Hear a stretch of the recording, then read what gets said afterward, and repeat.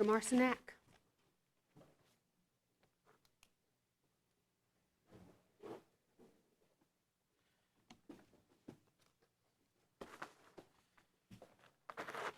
Thank you, Your Honor, and may it please the Court. Fred Marcinak, and I represent the appellant Stanley Partman. We're here today on an appeal from a number of convictions and sentences that occurred in the District of South Carolina. Mr. Partman was convicted of a number of offenses dealing with drug-related crimes and sentenced to 396 months of confinement. There are three issues that we raise on this appeal. The first issue is the sufficiency of the evidence to support Mr. Partman's conviction for possession of a firearm in furtherance of a drug trafficking offense. This is 18 U.S.C. Section 924C1A. There are four things the government says it proved in order to support this conviction. First, that Mr. Partman had been sold cocaine by an individual named Woods, and that this was bad cocaine. Secondly, that Mr. Partman threatened to shoot Mr. Woods. Thirdly, that Mr. Partman had or owned at some point in his possession 2 guns. And fourth, that Mr. Partman went to a barbershop where Mr. Woods worked with a gun in order to shoot Mr. Woods. We contend that the government fails to prove at least the last two elements or last two factors or pieces of evidence they say they can rely on, that Mr. Partman had 2 guns and that he went to a barbershop where he worked with a gun, where Mr. Woods worked with a gun to shoot Mr. Woods. The first thing the government says it has proven in order to show that Mr. Partman possessed a firearm in furtherance of a drug trafficking offense is that Mr. Partman went to a barbershop where Mr. Woods worked with the gun to shoot Mr. Woods. There's simply not sufficient evidence in the record to prove this contention that the government makes. The government relies on 4 pieces of evidence. It says, first of all, Partman made a statement to an individual named Reichard that he had a chopper in his truck. That's on page 263 of the appendix. Chopper is a word for a machine gun. But the statement does not say that Mr. Partman entered the barbershop with a gun. It says he's riding around with a gun in his truck and that he rode by a barbershop. It doesn't say that he went in the barbershop with a gun to shoot Mr. Woods. Secondly, the government says that Partman told someone that when he heard the barbershop had cameras in place, he said, "I didn't know that. I would have shot Mr. Woods on camera." And that's on page 301 to 02. But again, that's not an admission that he entered a barbershop with a gun. It's somewhat puffery made by Mr. Partman to another individual. It's him boasting about his drug trafficking, but it doesn't say he went in the barbershop with a gun. Thirdly, the government says, cites a statement, testimony from Mr. Thompson, that Mr. Partman wanted to go down to the barbershop, that he was at the barbershop with an assault rifle looking for Mr. Woods, and that's on page 495. But again, the statement says he wanted to go to the barbershop, not that he had done so, but that he wanted to go to the barbershop with a gun. And so, again, it's not evidence that he went in the barbershop with a gun to shoot Mr. Woods. Is that necessary, or is it enough simply that he threatened to use it in the manner described by the government's evidence? Well, I don't think it's enough that he threatened to use a gun, Your Honor, because as I'll explain, there's no testimony at any time that Mr. Partman actually, the idea that he had a gun, there are statements in which he boasts about having a gun and says he's going to use a gun, but no one ever saw this gun. This gun was never found. Well, that's what I'm asking. Is that required? Well, that goes to the possession of the gun. We contend there's no evidence that he actually possessed a gun. So I think it is required under the statute that a gun be possessed and used in furtherance. And so those are the 2 elements under the statute. Here, there's no evidence really that either one of those elements was met, because the only thing that in the record as far as the gun is Mr. Partman's boasting as a drug dealer to his cohorts about having a gun and that he was going to use it. There's no one ever saw a gun was never found. There's really no evidence beyond his boasting that there was ever possession of a gun. There was no gun used or carried in connection with with any drug offense. So we don't think the threats in these circumstances provide enough evidence. Well, the problem is, as you know, on a sufficiency challenge, all the inferences have to be drawn in favor of the government. And the fact that Mr. Partman boasts about having a gun is pretty significant. Your Honor, yes, Your Honor, it's a tough standard. It's a tough standard. I would submit that in regard to the standard, there is no case cited by the government that has had this little evidence of possession of a gun in furtherance of a drug crime. The government cites a number of cases that it says support its position. None of those cases has the dearth of evidence that this case has. In United States v. Rio, which we cited in our brief, the court said mere ownership of a gun by a drug dealer is not sufficient to convict for possession in furtherance of a drug offense. Mere ownership is not enough. Here, the government has not even proven ownership. We have some boasting about there being a gun. And in this case, and similarly in United States v. Jeffers, that the government cites, the defendant there had been supplied with a gun and he was seen carrying the gun and using the gun. Here, what does the evidence show? No one saw Mr. Partman taking a gun in the barbershop. No one saw him. The one witness that they presented who saw Mr. Partman go in the barbershop said, I never saw him bring a gun in the barbershop. He testified to that. He said, I didn't see him bring a gun in the barbershop. No one saw him take a gun in the barbershop. Beyond the barbershop, no one even knew whether Mr. Partman owned one. Thompson said, I saw a gun back in 2005 in Partman's apartment, 6 years before the criminal activity that Mr. Partman was charged with here.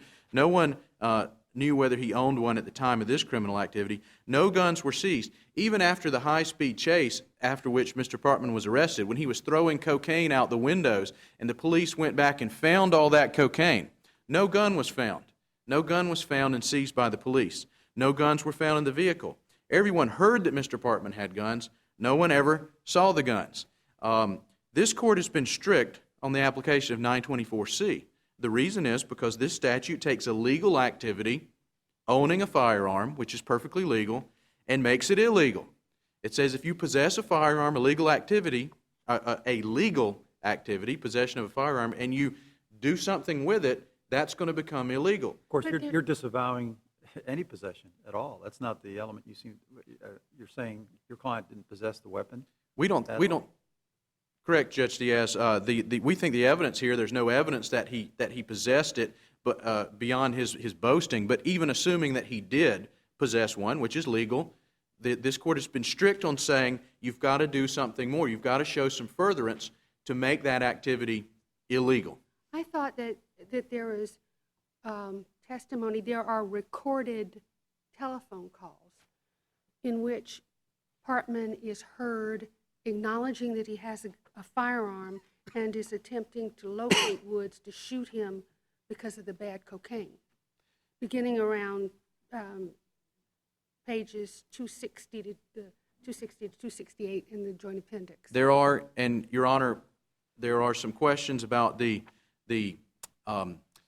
accuracy of those recordings. But even granted, if those recordings are accurate, again, I've been very careful to say beyond Mr. Partman's own what I would call boasting, there's no evidence. So yes, there are recordings of him saying, I've got a gun. He calls it a chopper at times. I've got it with me. I'm going to go shoot Mr. Woods. You say boasting, that the government says admissions. I mean, the problem is, again, the standard, and every inference drawn in favor of the government suggests that he possessed the weapon. It's a tough standard, but again, it's not possession alone. Let's even assuming they prove possession.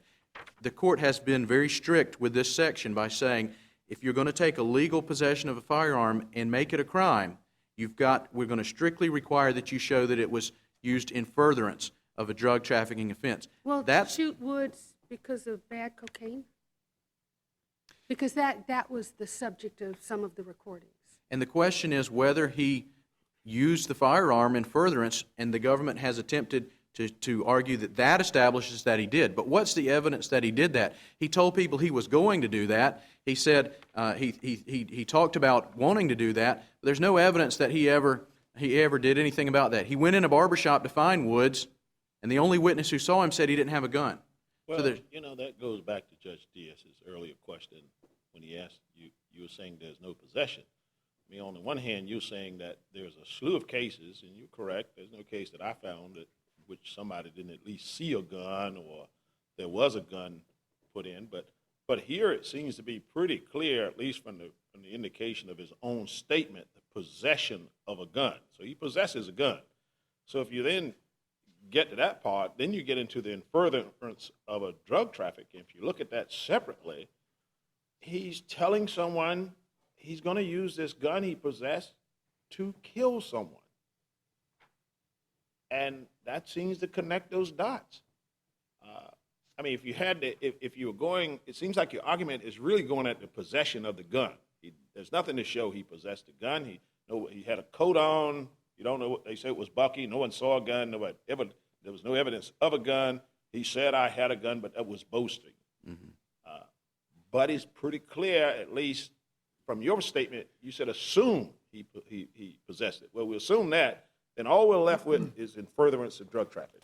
And he tells it in this conversation. Well, Your Honor, if the court is going to relax the standard of what it's required in the past for the in furtherance element and say that possessing a gun and making statements that the gun is going to be used, if that's enough for in furtherance, then we probably lose this appeal. Because he definitely, if the government's proven possession, and if him saying, I'm going to use this gun to do something, is enough to prove in furtherance, then we probably lose this appeal. But even if you win this, he's not exactly coming out of jail anytime soon. Well, this is the 5. This all goes to the 60-month consecutive sentence. This conviction added 5 years consecutive onto his sentence. And so, if possessing a gun and saying I'm going to do something with it is furtherance, then we probably lose this appeal. I thought the government presented evidence that the victim somehow got wind of the threat and in response armed himself to defend against the threat. Is that not in the record? I may not be remembering, but I don't remember that being in the record. The government at page 35 of its brief says that it's clear that Partman's threats and his admitted possession of a weapon had the desired effect of scaring Woods, who armed himself because he feared that Partman would follow through on his threat. So that seems to connect the dots even more solidly in favor of the government. Again, Your Honor, and I misheard your question. Yes, he did. There is evidence that he armed himself. Again, there's evidence from all of these folks that they were always armed because they were in the drug trafficking community. So whether it was in response to this, I don't know, but he was apparently always armed. But again, if having a gun and saying I'm going to do something with it is enough for furtherance, we would argue that the cases have always required more, that the gun be employed in some manner. And that didn't. There's no evidence of that here. So we would have to wait until Mr. Partman shot Mr. Woods. Well, or that he employed the gun in some manner. If there were evidence that he took the gun into the barbershop with him, then that may be enough. But the witness said he didn't have the gun with him. No one ever saw this gun being used in any way. And we simply contend that under a statute that this court is strictly construed, that's not enough. Mr. Marcinak, you've used up your time, but you have reserved a considerable amount for rebuttal. Yes, and I have a couple other issues that we raise on this appeal, and I can address those in rebuttal. Thank you very much. Mr. Daly?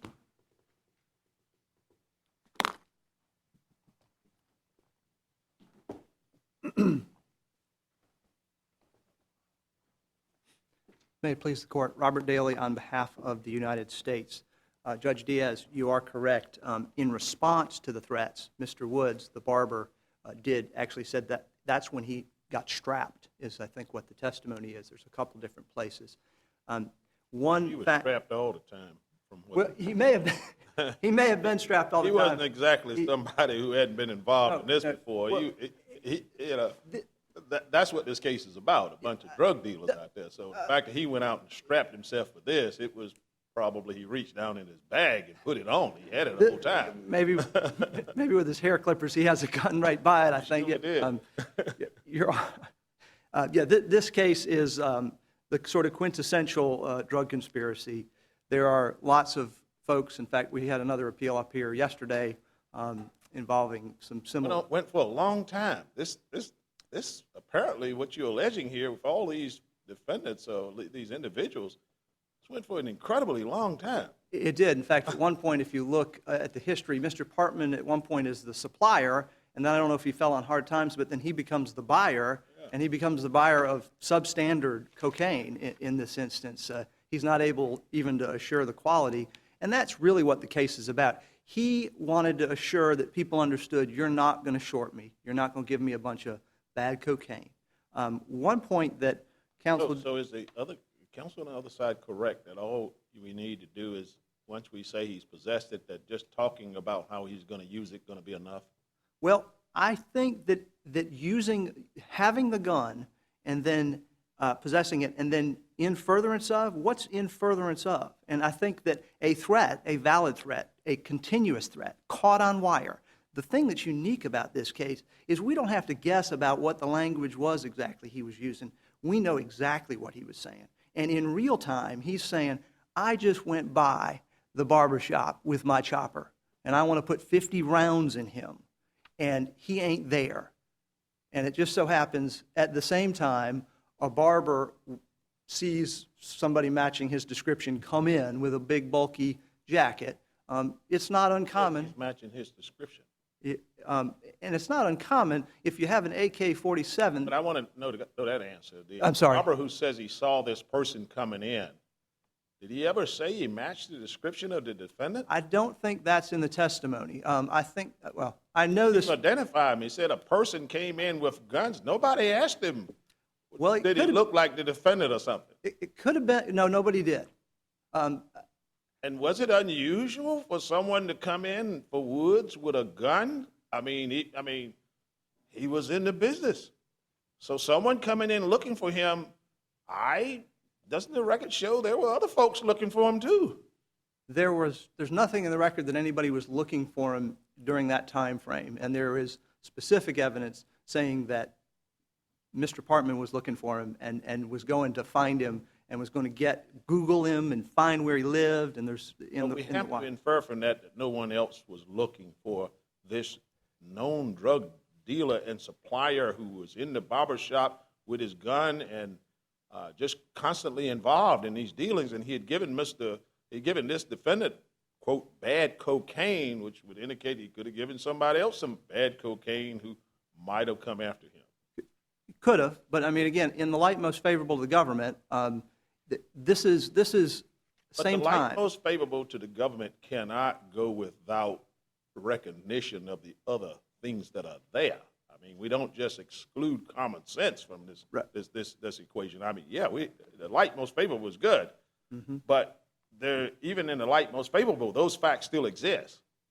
They do. I mean, you certainly could conjure up the possibility, that another person was looking for him. I'm not going to discount that. I like the word conjure, because that could be inference too, conjure. Well, conjure is a little more magical, I think, than concrete. One thing I wanted to mention, though, is there's a very important fact, though, that makes possession not an issue. Twice, well, I think it was in the same proffer session, debriefing of the police, at page 560 and 561, I believe, and 577, he admits, there's no reason for him to puff at this point, he tells the police, a SLED agent and an FBI agent, that he got the AK-47 and I think a .308 caliber rifle. When he got shorted, when he thought he got the bad cocaine, he went and got those guns. That's what he said in response to that. And that completely lines up with what he said in his conversations over the phone that were caught on wire, that he got these guns for the specific purpose of straightening things out. And that alone is sufficient.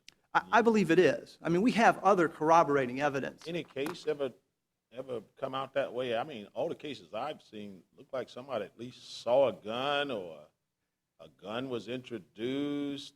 Never seen a case where someone just says, I got a gun, because they kind of do that all the time, I would think.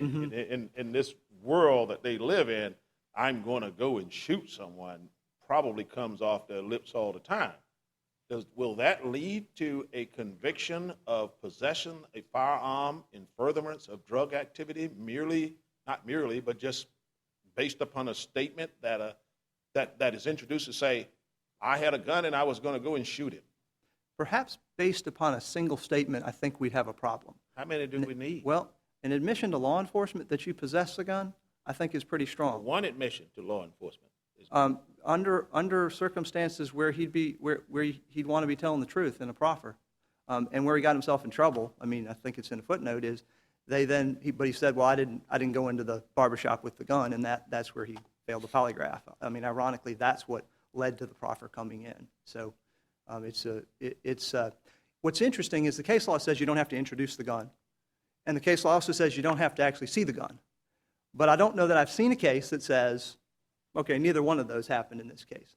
But I've also never seen a case with the kind of discussions of having a gun on a wire in real time with actions that were consistent with that, which of course led everybody in this conspiracy to realize Partman's got a gun and we better watch out. And does threatening alone do it? Will just simply threatening an individual to use a gun because they sold them bad cocaine, would that alone do it? Even if you had no gun. It's almost like counterfeit cocaine. You know, you can convict him of cocaine even though it's not the real thing. Mm-hmm. So what if he doesn't even have a gun?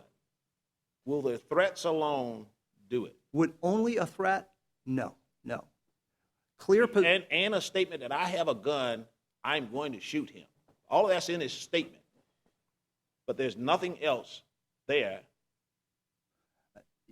In discussing this, getting ready for this argument, that's a tougher question. That's not this case, but it is a tougher question. What additional do you say is this case? All the corroborating evidence around and his name. You mean the fact that you got the culture of him and he's used the gun. Obviously, he uses guns with some frequency. A gun was seen back in 2005 or 6 when he shot at the people that tried to rob him.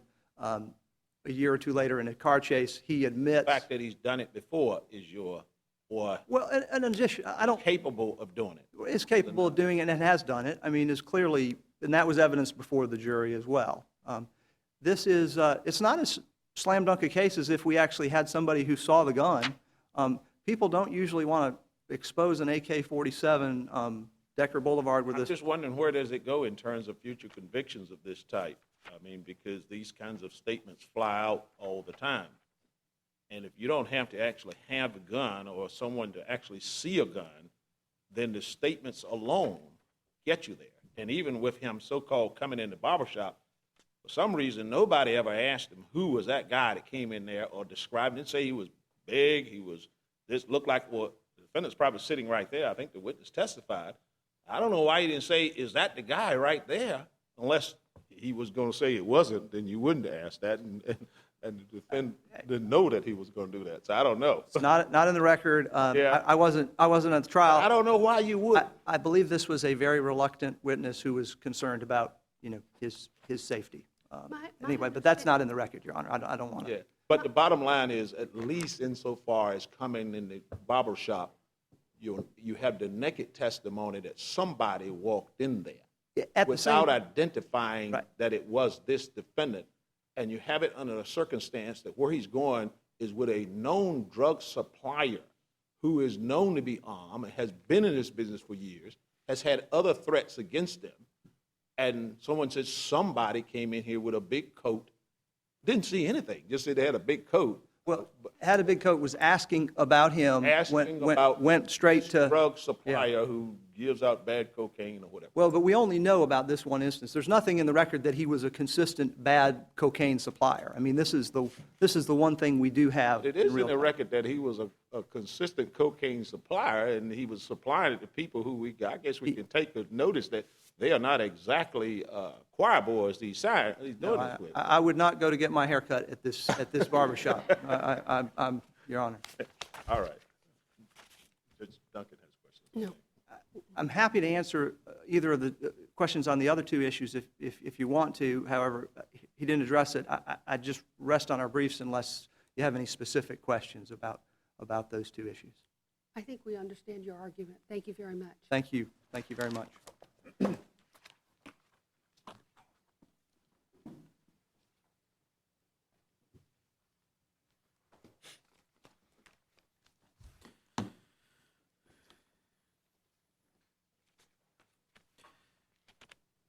think on the first argument, we've exhausted our discussion on that unless anyone has any further questions on that. On the second issue, two additional issues we raised, and I at least want to get our argument before you on those. The first issue is the issue of the qualification of the jury panel. In this case, there were, at the jury selection, Mr. Partman was dressed in prison uniform. Slacks. Slacks, correct. A plaid shirt with prison slacks and slippers. So there's no question that he was wearing that clothing. The only question is whether that prejudiced the jury panel, and the jury panel should have been disqualified. Is there any evidence that he would not have been permitted to wear other attire? His attorney gave him the shirt to wear.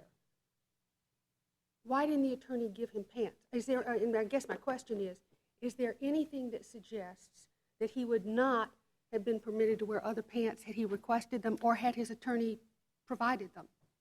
I believe the record is silent on that. We simply don't know what the answer to that question is. Did he object before he appeared initially? I think the first objection was raised after the jury had been selected, not before.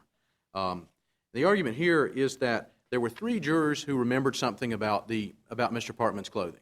Three jurors who remembered something about his clothing. Two of those, the court disqualified two of those jurors and seated alternates in their places. So the court recognized there was a basis to disqualify these jurors, and it disqualified two of them, and it seated two alternates. The court did not disqualify the third juror who remembered the color of the clothing simply because there was not another alternate who could take that juror's place.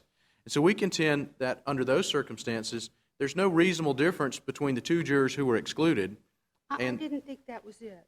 I thought the third person wasn't sure about what he saw. He said he maybe saw. The third juror said that he was wearing something that it might have been orange. I believe that's what he said.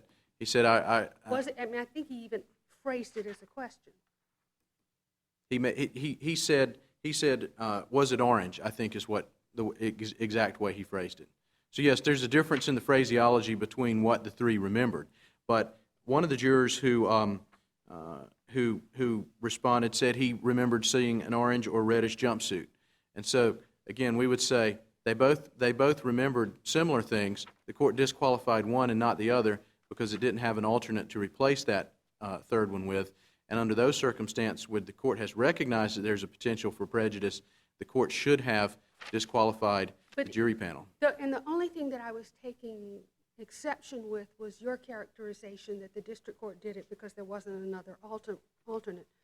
When there was a qualitative difference in the third juror's response. The third juror says, and this is a direct quote, "Was it something orange, maybe?" Mm-hmm. Whereas 129 recalled Partman wearing an orange or red something jumpsuit. And then 130, one of them said scrubs, like court issued or correctional issued. And those two were excluded. But the one who wasn't excluded said, "Was it something orange, maybe?" There was, and Your Honor, that's correct. There was a difference in the statements that the jurors made. We would contend, though, that at the end of the day, that third juror should have been excluded, which would have required a selection of a new panel. Well, maybe at the beginning of the day, his lawyer should have given him a pair of slacks to go with the shirt. That would have resolved this issue. Yes, that's correct, Your Honor. The third issue that we raise is the application of the obstruction of justice enhancement. Your Honor, the court has been very strict on application of this enhancement.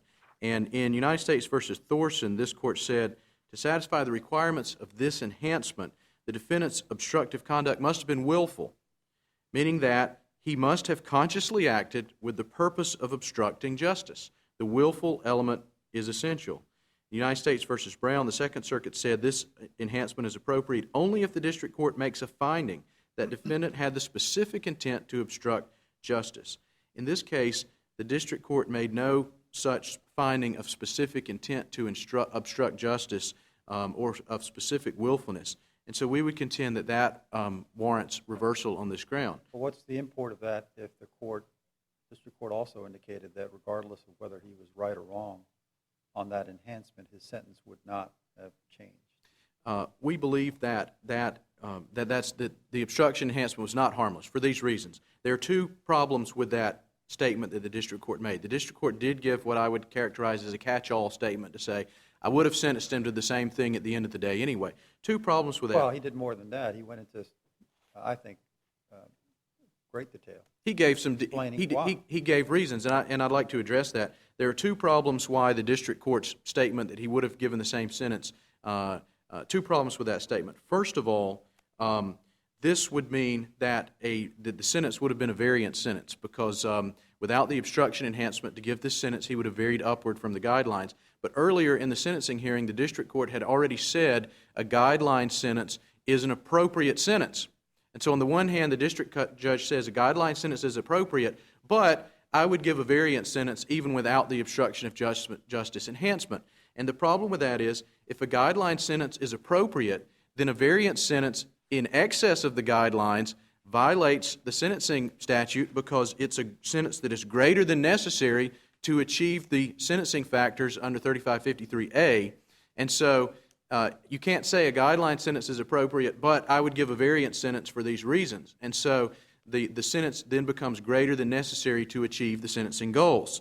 And so that's Your challenge is, you're saying that the sentence was procedurally unreasonable. Would be procedurally and substantively unreasonable because it would be a sentence that was greater than necessary to achieve the sentencing goals which the district court had already found were appropriately met by the guideline sentence.